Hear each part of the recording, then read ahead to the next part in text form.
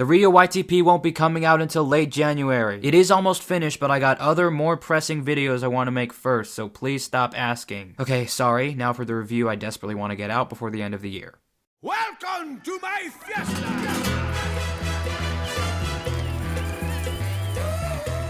Hey, I'm Jonah Who from Jonah Who, and Puss in Boots: The Last Wish freaking slapped.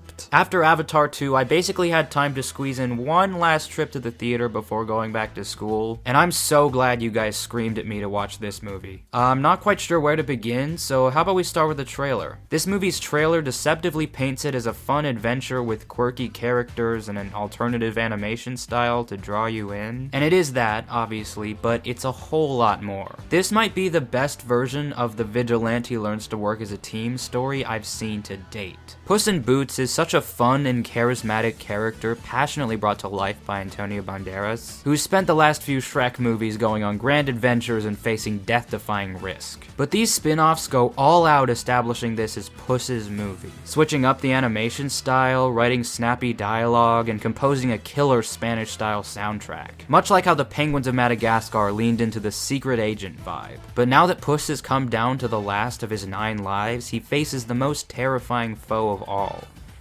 fear. The antagonist Puss meets at the bar is such a deliciously threatening representation of this. Like, seriously, look at this motherfucker. The way he wields his sickles, his eerie whistle, his glowing red beady eyes. Jeez, DreamWorks, calm down. And seeing Puss come to terms with his own mortality in this movie after everything we've seen him do is a really strong beginning to an amazing character arc. None of what I'm saying is a spoiler, by the way. The trailer gives away a lot. Kinda wish I never saw it, but spilled milk and whatnot. So you guys know I'm a boy who loves his epic action sequences, and this movie delivered hard. The animation style lends itself so well to these scenes, and the choreography is great all around. The visual representations of Puss's character flaws this movie presents are really strong, and the twist that they put on these pre-established fairy tale characters was taken to a whole nother level. Like this new take on Goldilocks and the Three Bears. In this movie, they're a riff-raff crime family, which at the beginning I found hilarious, in the middle was surprised by, and by the end found so heartwarming. Their transformation from antagonists to sympathetic allies was just so satisfying to watch. I'm not gonna lie, John Mulaney's villain was super jarring for the first few minutes he spent on screen. I don't even fucking remember his name. Was it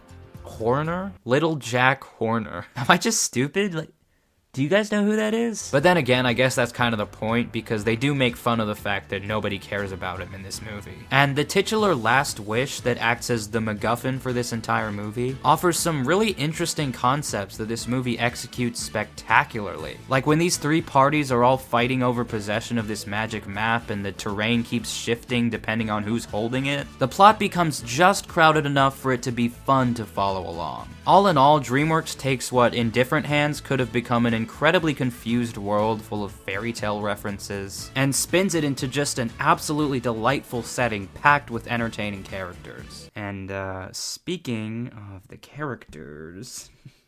Perrito was shockingly not as obnoxious as I was fully anticipating from the trailer. The first few scenes with Perrito, where he was just kind of annoying Puss, definitely made me think he would be a tiresome comedic relief. But he ended up being the heart of the entire movie. His incredibly naive view of life, which the movie does lampoon a little, is what allows the gang to take the least dangerous route, but is also what makes everyone realize that they already have what they wish for. Let's see, Oh yeah, the comedy writing in this movie definitely impressed me. Whether they insert a quick Family Guy cutaway gag or an entire character that serves as a complicated way to mock a genre trope, this is what peak DreamWorks writing looks like. I also just thought the writing was a little more ballsy this time around. Like, there's multiple parts where the characters say censored swear words, and it's honestly just a riot. This is stupid. All I smell is bullshit.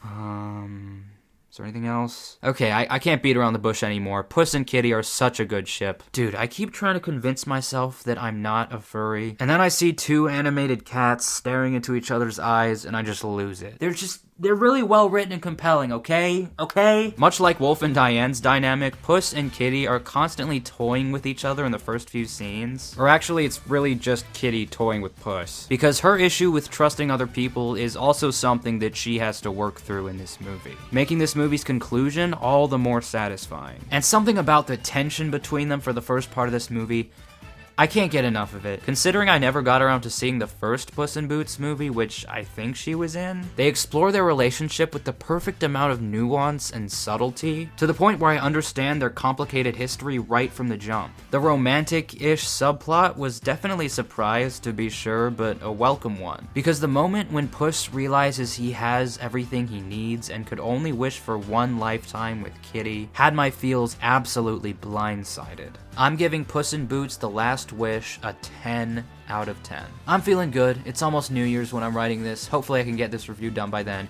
If not, whoops. Now, the reason I felt the need to do a separate scripted review for this movie instead of covering it in a Who Reviews episode was simply because of how shocked I was that DreamWorks has produced yet another spin-off that I enjoyed miles more than the original movies. Yeah, hot take, I don't really like the Shrek movies that much, but that's a topic for another day. Penguins of Madagascar and now Puss in Boots 2 are both in my top 3 favorite DreamWorks movies. And I really want to talk about why I think Penguins is a masterpiece too someday. And the release of 2 bangers in a row for DreamWorks is hopefully an indication that they've found their footing again. I'm rooting for them so bad because my favorite DreamWorks films give me everything I want. Fun sequences and characters, world building that pushes the mold, a touch of self-awareness, with an often unexpected emotional core. I've definitely learned my lesson about judging DreamWorks films by their covers, I'll say that much. The future of animation is bright, and I can't wait to see what happens next.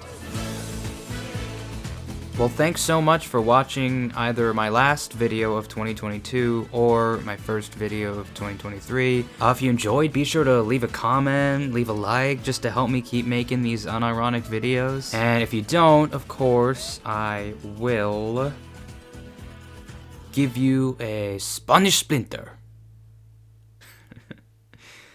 See ya.